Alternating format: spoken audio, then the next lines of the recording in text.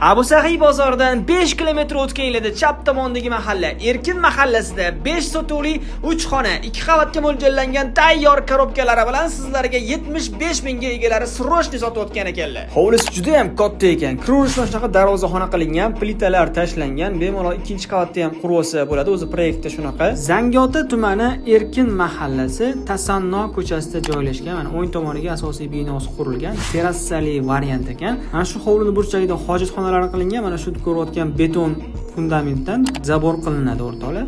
Demak, hurmatli mijozlar, elektrika montajlari bo'lgan. Bu yerda oshxonamiz, panorama oynalar qo'yiladi. Bu yerda bo'lsa mehmonxonamizni ko'rishingiz mumkin. Koridorga qaytganimizda bu yerda ham xonalarimiz qilingan. O'zingizlarning ehtiyojlariga mos ravishda ishlatsanglar bo'ladi. Bu yerda umumiy sanuzellarimiz ham qilingan ekan. Navbatdagi xonamiz bo'lsa ota-onalar xonasi, o'zining ichida sanuzellari bilan. Xullas o'rtoqlar, lokatsiyasini bildinglar. Manzaralari zo'r. Hozir ikkinchi qavatga chiqib bitta manzarani ko'rsatib beraman.